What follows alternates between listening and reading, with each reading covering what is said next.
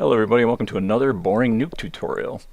So what I have here is what might look like just a very boring tutorial here with a Blade Runner poster up at the Lafayette Theater here. But it's not the case.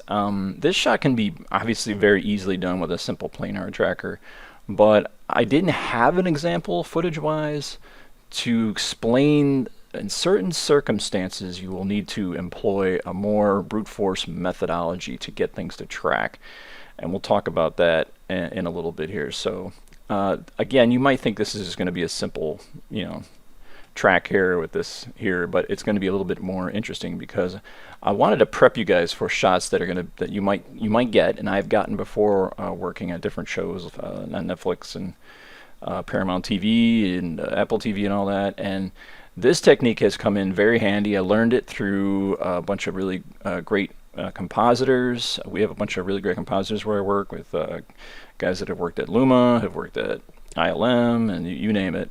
So it's always picking up these cool new tricks when you get into situations that can be hard. This is not a very hard track, but I needed some footage to use, so it's not exactly the most exciting footage in the world. So let's go ahead and get started. So here is I stripped down this script to kind of get us started. The only time you're going to be using this technique will be when you have lots of annoying moving objects, including the background, and your camera solve comes out inaccurate or half broken. You have shots that things were zooming in and zooming out and whip pans and all this crap. That's going to be the issue that you're going to be dealing with, and you're like, I can't solve this. I can't even do planar track on this half the time, or if I do planar, it just blows up or something and runs off the frame.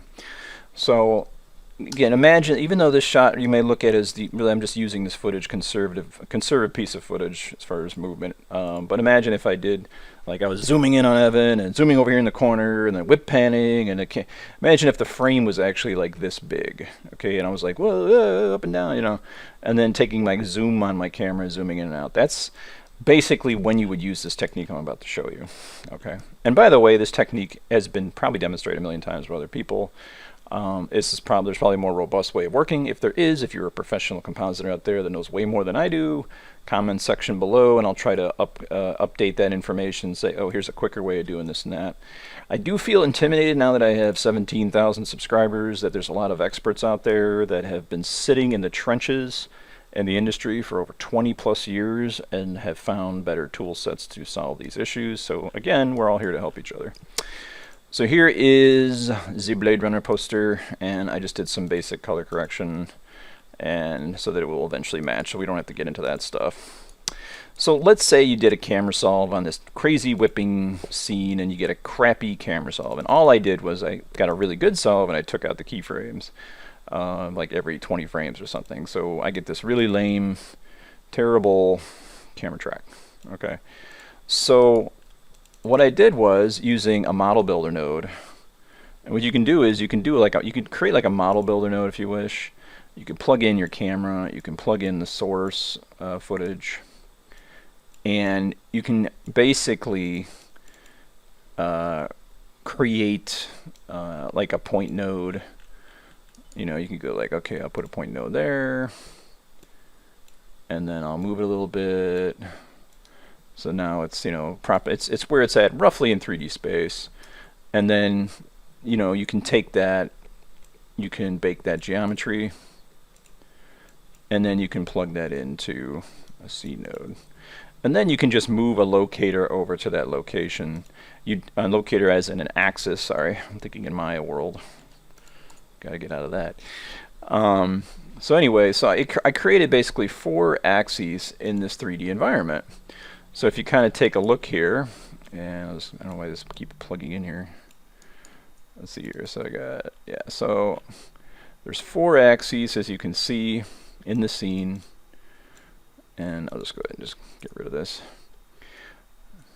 And I put them roughly in the position of where the actual, so if I go ahead and overlay these, so I'll put scene stacked over read, and you can see that it's drifting, right?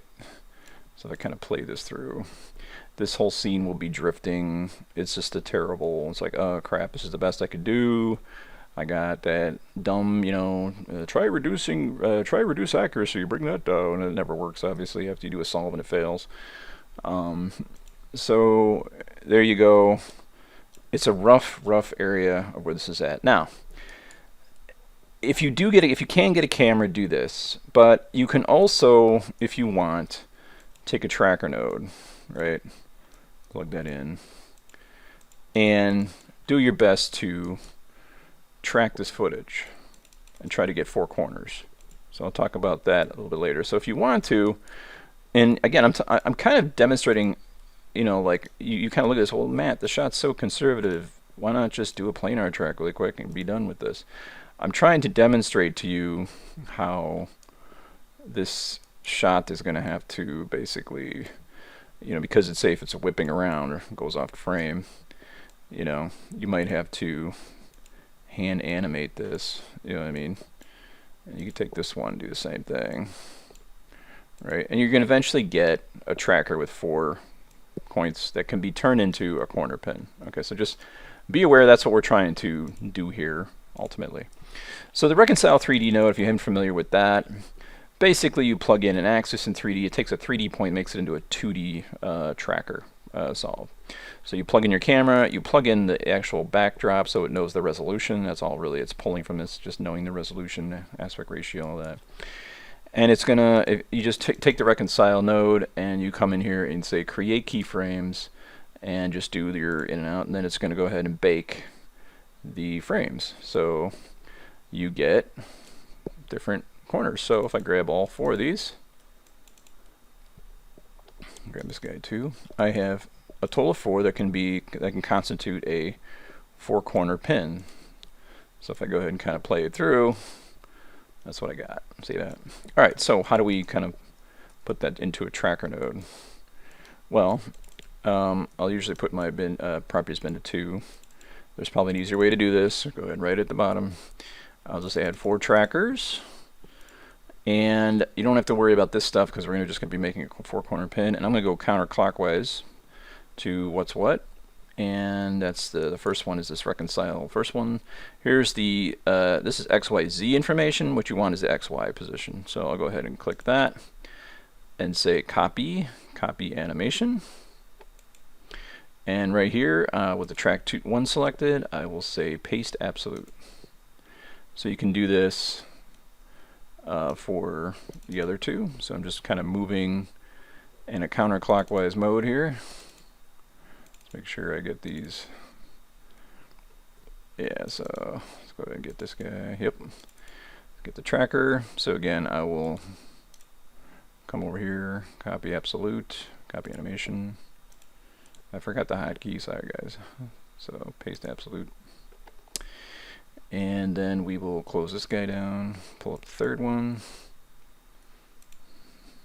And again, I'll just take this and say copy animation, paste absolute. And last but not least, come over here, paste absolute. So now,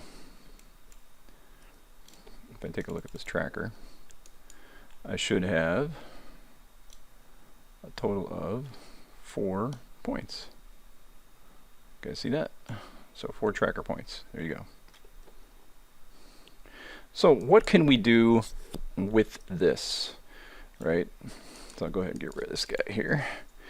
Is we're going to be talking about the mirror zone. So this whole setup here is interesting because we're dealing with sort of rectilinear or perspective based, perfect straight perspective line based distortion. Also there might be a need to do a little nonlinear based distortion like a grid warp. So commonly when you prep anything you're going to be sticking in this scene is once you get your object here, you want to throw a grid warp down, and again you can just hit resize to image, right? So this will be something that you'll be able to basically warp and distort. If you need be, you can change the divisions. Obviously you want to put that just before the corner pin, and then you want to create a corner pin for this. So if you kind of take a look at this corner pin, what I'm going to do is I'm going to say set to input on the from. Forgot it. Keep forgetting how to do this. So I'll put this here. This is like, I'm like an old man. Like this. Set to input. Set to blah blah blah. Did I do that right? Copy to. Copy to. Sorry. Copy from. Whatever. So now, what is going on here? There's nothing going on here. I lost my mind. I'll just create a new one. All right. So this thing always drives me nuts. I don't know why. I get confused by it. So usually you say from set to input, copy from. So you're over here at the regular corner pin, and you can see if I kind of move a point around, voila, okay. So that's where you want to start out. And then also, this is very, very important. I have my S for settings set to the resolution of this crazy image, which is a bit weird, 4996 by 1712. You want to make a reformat node, even though it kind of makes it look messy here. You want to set this to reformat to 4096 by 1712. There's an issue with this that needs to be done if you go down this pipe. Again, if any of this is wrong, folks out there, correct me. Okay, so this is what I call like fixing things through stabilization. So it's kind of like there's two different pipelines here. One is actually warping the poster into what it needs to be to match and actually track onto the surface. And the other one's sort of like this. This little area right here is sort of like this preview area for you to kind of get an idea of. So you're kind of previewing it from a stabilization area, but this area is where it's going to eventually go to the comp, which we're going to get into in a minute. So anyway, so I'm going to take the tracker here, and we're going to create two outputs here. So you have a transform and you have a corner pin. Okay, so we're going to use a corner pin like this. Okay, and we are just going to say create. Now it says corner pin export needs exactly 4 track points. So again, you're going to need to select all 4 and say create. So this will be, I kind of like this. If you guys ever seen the movie, trying to name of it with DiCaprio. Inception. Sorry to figure that out. So Inception is like a dream within a dream within a dream. So I like that. That's the way I kind of look at this. It's like a stabilize within a stabilize within a stabilize. So I'm going to take this tracker, and the corner pin I created, I'm going to make 2 of them. Anything on this side will be an inverse. So I'm going to take this and set it to invert. And anything on this side will be just a regular kind of match move corner pin. You'll notice I have a little dot node here that I'm going to put right here. I'm going to leave it at the very top as we kind of do this. So it's going to get a little tight in here, but I'm going to go ahead and put the regular here and the invert in here. Okay. So, and the way I'm going to do this is I'm going to bring this all the way at the bottom and this one at the top, because if we do any more, and we are going to do one more stabilization, we're going to do it inside of here. Okay, and it's like if we do no one, this one's going to be here and the other one's going to be here. So it's kind of like, one is kind of like doing the reverse operations of the other. It's the best way to kind of describe it. So now if I take the original footage, and this is the sort of viewer, temporary viewer area here, we're going to go ahead and put it through the inverse corner pin, which makes a stabilizer. So now if we go ahead and take a look at this, it's looking somewhat stabilized in this area or arena, but it's not perfect. And you can also see we're all over the place in regards to this here. But we are kind of getting a rough circumstance here. You guys see that? Go ahead. I'll go ahead and play it through, because this is a long and boring tutorial, and we're only at 13 minutes, so gotta make it long and boring. So anyway, so there we go. Now that's a good start, because we're at a point now where we've stabilized this area. And again, imagine if this is like a whip pan craziness, right? The other thing is this, what our information might actually go off the frame here, because it's kind of like outside of the, it's being forced to move outside the resolution. So what you can do is you're eventually going to merge your poster over the background here. And in this case, the poster is ginormous. Okay. So what I'm going to do is I'm going to take this corner pin here, way up here, and I'm going to start to get this into position. Alright, so I'll put this thing, this is where I want it basically, and this is the only area that you want to be tracking. Okay, so I'm going to roughly get this Blade Runner poster up here. There we go. And again, we're viewing it on the viewer area, which is like basically, you know, it's just a viewer.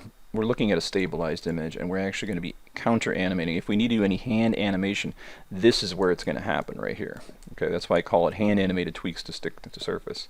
There are times where four corner pins, which are linear, again, rectilinear, sort of, you know, rectangular, I should say, rectangular or rectilinear, you know, fixes. But if any interpolations such as lens distortion, which is bowed along the edges, that are giving you some issues that are making it fall off its track, that's where you're going to have to maybe incorporate the grid warp or something. Obviously, it's important to undistort your plate if you can, if you know, that'll actually take care of the issue itself.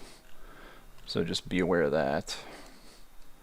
So I'm trying to roughly get this thing to stick here. I think I have a terrible shadow on this thing. Such unprofessionalism. Terrible. Anyway. Yeah, this stuff takes some tweaking. Get the perspective just right. I kind of like follow these lines. I try to stay parallel to the brick.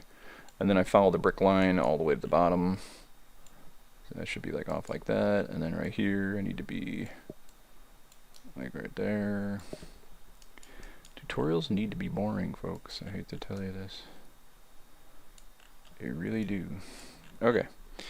So we got a poster in the shot, but obviously as I start to swing around, and again the frame that I do that on, so here, I might want to consider this frame to be the reference frame, so I might want to like keep an eye on this one here. This might be a good reference frame since I took the time to position it.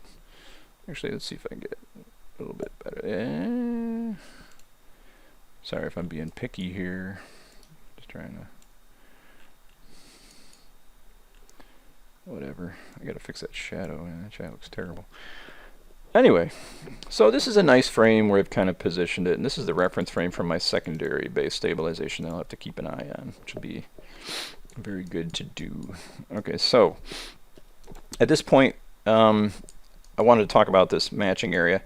I'll commonly add a reformat node set to none, and then I will scale it up a little bit. So just to show you what that does, I'll go ahead and just kind of put my reformat node. And what it does is it keeps the resolution the same. Again, this is only for previewing, and I can make this big, but I have all this extra area. So if this little rectangle's moving around all over the place, I don't want it to get cut off by the resolution on here, but I don't want the resolution to be, you know, changed. So the resolution of this is not changing. I'm just basically increasing the canvas area by making sure resize type is set to none. And it depends on how much real estate you need. As this thing wobbles, like you can see, it goes about that far. So I really only need about that far out because I want to see everything, because I'm going to go ahead and restabilize this again. So I'm going to go ahead and go back to that frame that I was looking at. Uh-oh, did I lose my frame already? How the heck did I do that? Alright, so, and then if you need to, if you find that it goes way off the frame, you can add a transform and just move it, kind of moves it to the center. You know, if you find it's like over here, but you want to move it over a little bit, this is a great way of kind of getting it to move over. So if I find it's like getting cut off in the frame off to the side, I just kind of offset this a little bit, just so that everything stays and doesn't go outside of the canvas area, which is kind of nice. Okay, so we are going to just use this frame as the reference frame, so I like to copy paste it. And we're going to come over here and just set up a planar workflow. So you could do this in Mocha Pro if you wish. I do like Xavier Bork. He was recently on Mad Looks VFX, and he said you should just learn that you should, yeah, know all the fancy plugins and all that, but you should know the tools within Nuke and how they work. So I've actually found a couple bugs inside this goofy tracker, planar tracker in Nuke that probably gets people discouraged and they run over to Mocha. And I don't blame them, you know, because it's like kind of like, you know. So what am I going to be tracking? I'm going to be tracking the latest stabilization. So I'm tracking on a stabilization, okay.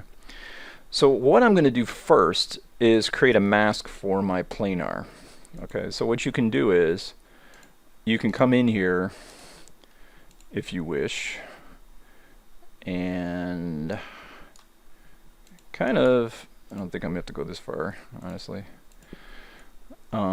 But I just want to make sure, if you can see the alpha here, is I want to make a mask so that if I do any planar tracking here, I don't, the planar doesn't go off and kind of go off track.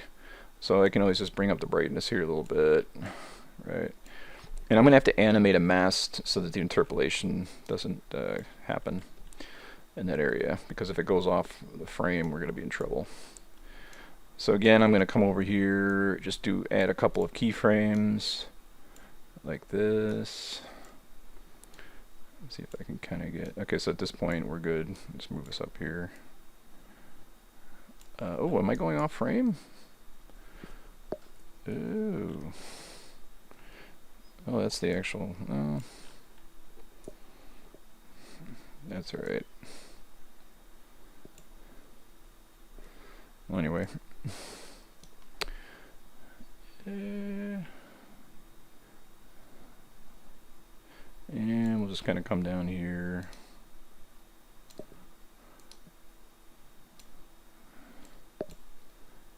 And do that. And do that. And do that. Could use a transform node here if you're like getting information cut off at the top, and then you're going to have to invert that transform. In fact, you know what, we might as well demonstrate that while we're here. Sorry if I'm going a little long here. You saw that I want to track information that's up here, but what's happening is it's going slightly off the frame, right? So here again, this is where concatenation is your friend. We'll talk about that in a little bit. Let me move this stupid viewer over. I'm going to take this transform node, and I'm going to so this is almost like another thing we're doing, right? This is actually kind of cool that we're doing this. I'm kind of moving this down. And again, we want to make sure, you know, as I did that, you can see that I didn't cut off any information. You know, the bounding box information is there. And if that's the case that I did that, I have to take the transform node. Again, we're reversing, we're kind of doing a mirror zone. So I'll take this transform, and this transform I'm going to set to invert. Okay, so we're doing sort of like moving our way to, the mirror is like right here in a way. It's almost like a flipping horizontally and flipping vertically. Okay, so now that I've done that, I should be good to come in here now and do a roto. So what I'm going to do is, again, like I talked before, I'm creating a mask so that I can, and I'm only going to do a couple keyframes here so that I don't accidentally track the area here. I don't, when I'm doing a planar track for this area, I don't want the fact that there's this edge here that's going to actually get in the way and bump it off you know, off the track basically. And again, I'll talk about a couple of bugs I've noticed, and that bugged me for years actually, for the planar tracker inside of Nuke, and I just didn't understand why it was doing this. One of the things that I noticed was, whenever you ever do a planar track and then you do like a planar track and all of a sudden it kind of like kicks off. Like you're like, what the heck? And you keep trying to rewriting over a certain area, but you just, every time you hit that invisible bump, the track just pops off, and you're like, what is it? There's data there. Why are you keep popping off at that frame? And then you give up and you delete the track, or you delete the planar. You're like, oh, what the heck? There's like, I'm looking in the you know, I'm looking in the curve editor, dope sheet. There's nothing there. Why is it when it passes that moment, it just freaks out? And I found an answer to that, and maybe somebody can help me with this, but I found that my answer to that always to get that back is delete all of the keyframes in the planar track and then make that the reference frame. Like, first initialize that reference frame. You might have to rebuild your roto, but I actually found that actually solves the problem. It took for years. It was driving me nuts. I'm like, why is it doing this? Like, and that's why people run off to Mocha. They're like, screw this, you know. And you know, it is kind of frustrating. There are certain things, but if you can find your way around the weird quirks, I wouldn't say bugs, more like quirks with Nuke's planar tracker, you can get some good results. Again, I like using Xavier's.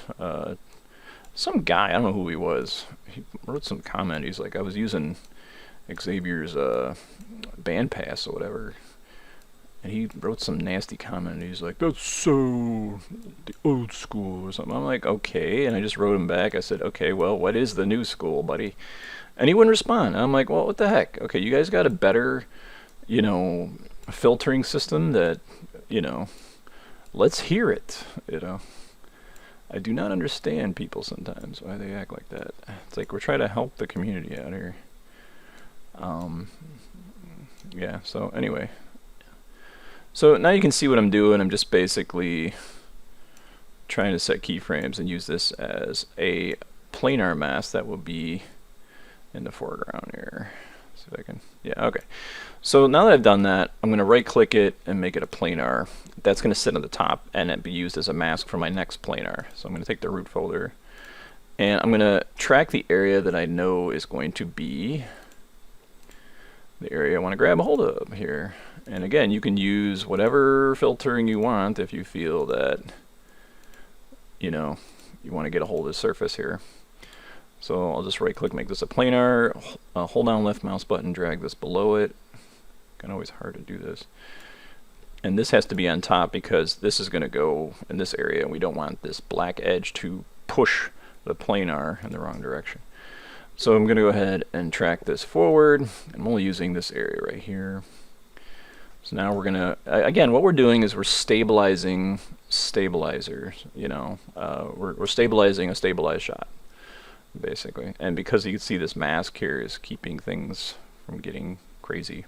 It doesn't interpolate, it just basically interpolates outward from this point whenever you mask out anything and you put it on the above layer here. So I'll just quietly and let this run. You know, like most YouTube channels, everything is done in fast forward. All these cooking shows are like, let me show you how to cook a cake in 10 minutes with a lot of sound effects and me chopping things up at 100 miles an hour. So I could basically kind of like do a time warp on this to show you what I'm doing, but I figured I'd just kind of let you see and wait. Again, you can put this at a lower resolution track if you're interested, but I'm just trying to show you what I'm trying to do. And again, you need to track in the area that you've been stabilizing in, because then it'll start working against you.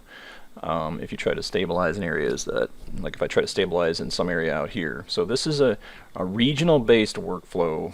It's not something you want to, you know, kind of, you know, do it in a general way here. So, all right, so now that we've done that, okay, we're going to add another layer to the mirror here. So again, it's not rocket science. I have this planar tracker here, and we want to do another corner pin set to relative. And, well, instead of baked, I don't know, I like doing, not baked, but linked, so to speak. So there's that. And again, you can, each one of these has an invert too. All you need to do is also, you can turn this into a stabilization, which basically is the same thing. So all it is basically the same thing set to invert. So the stabilizer, which has the invert, again, inverts are on this side, regular, you know, corner pin relatives are on that side. So we got to keep the order here. So I'm going to take this and then throw this in. Come on, you. What's going on here? All right, there we go. So are you guys seeing the mirroring that's going on here? You know, we're kind of, this is getting a little bit bunched up, I know, but I like to kind of just stack them here. But this dot node comes back from the original all the way down here. So now if we go all the way down to our sort of preview land, we can hit play, and we can start to see how stabilized this area is right now, which is actually looking really good. You can do this again, actually. If you find that the stabilization doesn't work, you can do again. I found in certain circumstances, like if the shot's whip panning somewhere else, I would initiate another corner pin. But what's important is if you do that where you say you do another planar for a certain area, if you do that, you want to do one thing you want to make sure of is that your reference frame, all right, when we get into the reference frame issue, is set to right when it begins. So say you had to do a planar track from here to here, but you couldn't track any further because the camera panned off to the other side, right? What I would do is I would do a planar track from here to here, and then make the last frame, okay, just how you know, if you guys know in planar tracks, you use this button right here to delete all keys forward. So if you get any error keys, delete them, get them out of there, okay? So, and then just put your reference frame right there, basically, so that the interpolation basically starts there and so forth. And that could be at the tail end as well. So you can do another corner pin right here because you might be panning the opposite side of the theater or the opposite side of the street. And then you can set the reference frame like right there, basically. So where do you set the reference frame for planars? Well, they're actually on here. So if you go over here to the tracker, whatever reference frame you had originally or the frame you started on, you can click set to current reference frame or copy paste that. Make sure that the opposite has the same as well. So you can see here this has the opposite. So these two opposites have to have the same value, okay? The corner pin here, this is coming from a tracker. The tracker's actual reference frame is right here, okay? So I could have set the reference frame for that. You can see that's why I have these two linked, why I like linking, anyway. All right, so just by looking in the preview section here, we're at a really good place in regards to just dropping this poster in, okay? You really want to take a look at this type of stuff, by the way. You really want to just let it ride.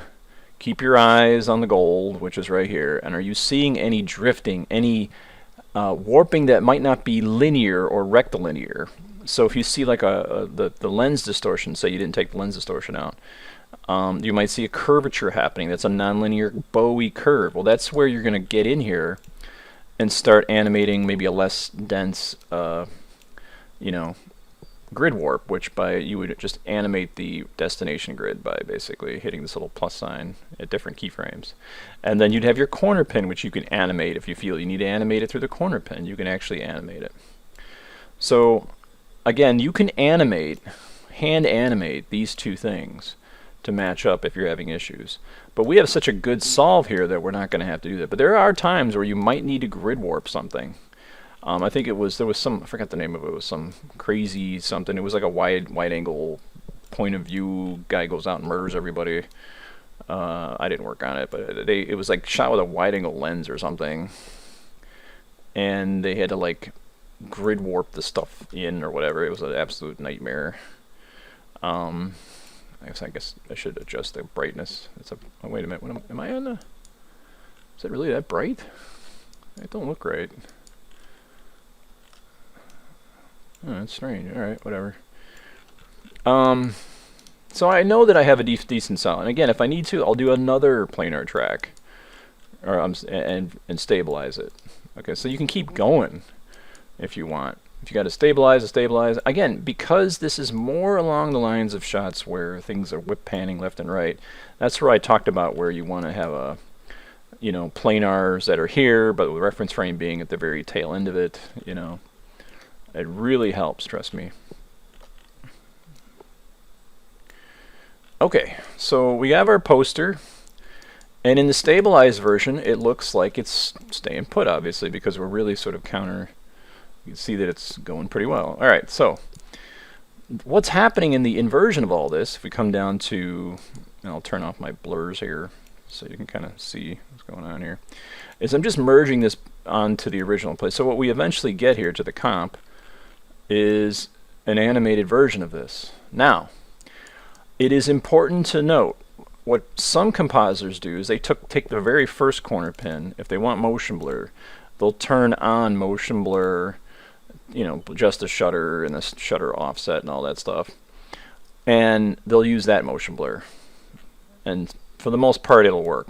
But as far as being physically accurate, that's actually incorrect, because these, and you can use, we'll talk about in the next tutorial, I get into where we use Irwin-Leroy's tool sets to kind of combine these into one single node, so you can just do the motion blur from that. But I'm going to show you the hard way to do this. So we'll talk about motion blur in a minute, but I just basically just merge it on top, and there you go. Now we don't have motion blur, depth of field blur, blah blah blah, but there you go. Now again, you could have easily done this with a planar tracker, but I'm telling you, when you do shots that are a little bit crazier, you might want to employ this technique. Okay, and again, we didn't have to use this whole corner pin from a camera solve based on 4 axes through reconcile. We could have just done like as much tracking as we can in this area with 4 corners, and then counter animate the trackers so that I get 4 specific points. I'm just trying to get a rough stabilization here and moving forward. Okay, so well, how do we deal with the motion blur and all that fun stuff? So we'll get into that a little bit. So because you can't, and you can imagine if this corner pin was really out of whack and whipping back and forth, if we were to just to turn on both these corner pin motion blurs, this one would be really erratic, and then this one sort of would stabilize that erratic movement, so you'd have more motion blur than you would actually have accurately to match the motion blur of the background. So what we use, and what I did, and like I said, there's another solution for this via using Irwin-Leroy's plugin, which we'll talk about later, is I simply came in here and just tracked a very large area here with a planar tracker. And I came in here and just took that planar tracker, plug it in, and I just turned it into a tracker. Here we have a tracker with 4 points, translates, rotate, scale. This is probably overkill. I basically made a match move. Okay, which you have here. I believe you can you do a match move? I think you can, right?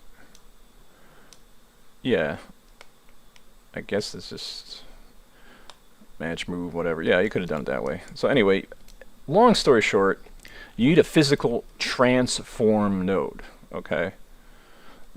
And that transform node is going to be used to drive the motion blur. But I want to have something that is roughly, it doesn't have to be perfect, but you can see that I basically have a tracker that is tracking in the vicinity where I was, and you can hand animate this too if you want, of where the motion is. And that information is going to be driven via vectors. So if I take a look at this, and I'm first using my defocus. Now, in order to set your defocus, again, you can use whatever defocus you want, is you want to find a frame where there's no motion blur whatsoever, which is kind of hard in this shot. And then you need to come in here and take this defocus as the motion blur is gone, and then you can decide, okay, how much does it look to match the background? Might try to find text that's close to that area. All we have is like this main street, but that's really not the right focal plane. But I'm looking at the sharpness of the lines, and I would say, I don't know, maybe like that. All right.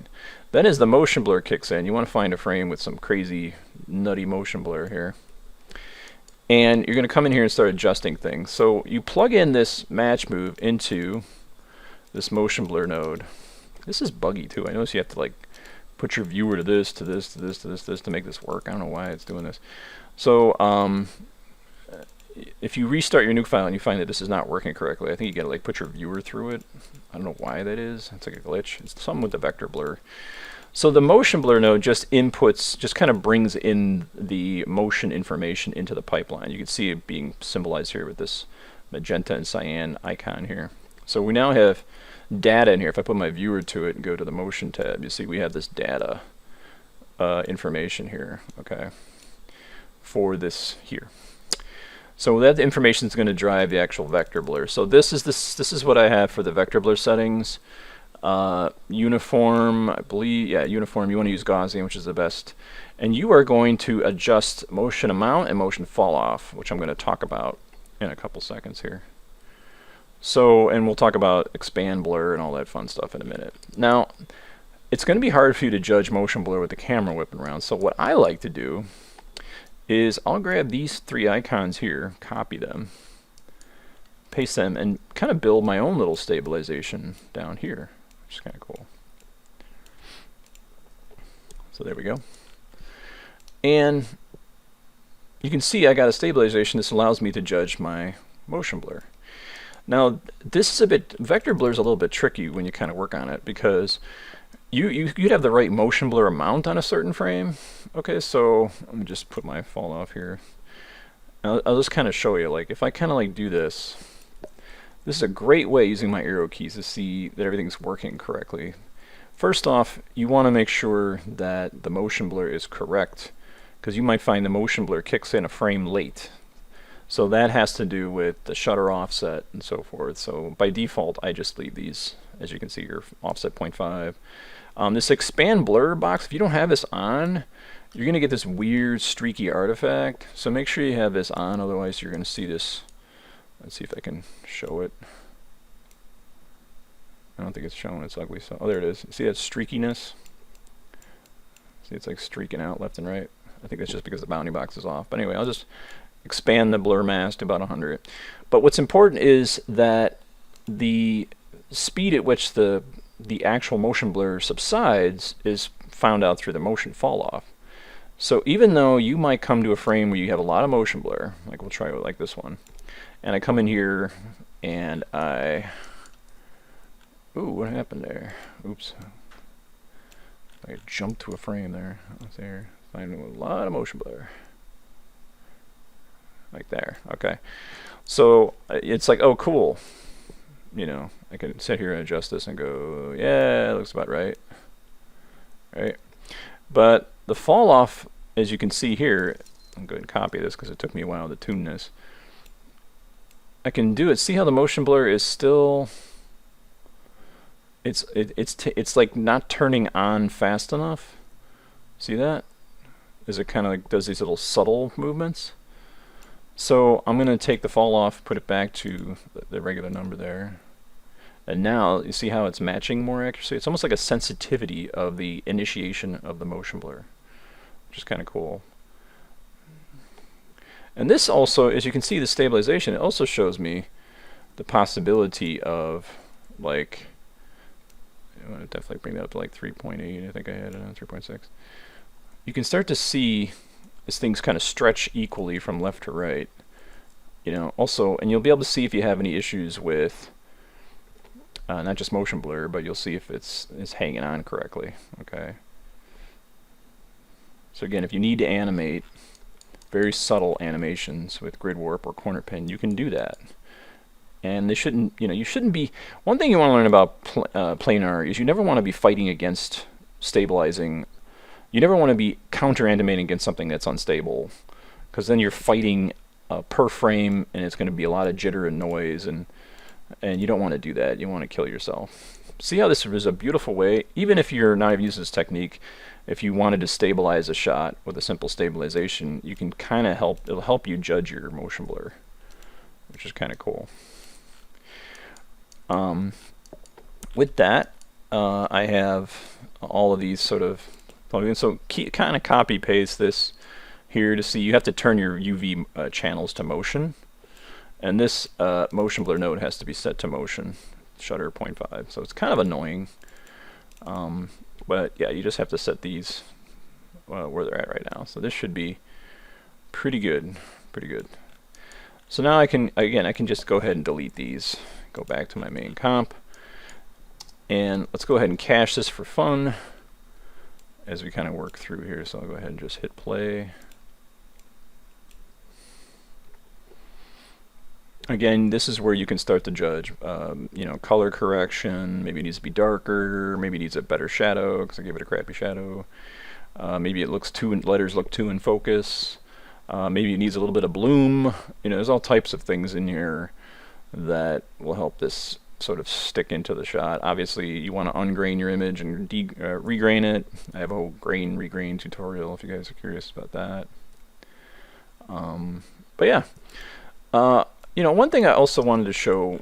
Again, you guys can leave the video right now if you wish, but I always wanted to kind of talk about that planar tracking nightmare that people commonly have. So this has nothing to do with what I just showed you, but I'm just saying, like, if you guys ever find a Nuke, you're like, oh, I hate planar tracking in Nuke, it sucks. You know, it's important to understand as you kind of track in this thing. Say I want to like track this area or whatever. So I just right click and make it a planar. What's kind of cool, and this is for shots that whip around too much or whatever, as you kind of move through the shot, if something goes off frame briefly, obviously it'll just be fine to go off frame, it'll interpolate correctly.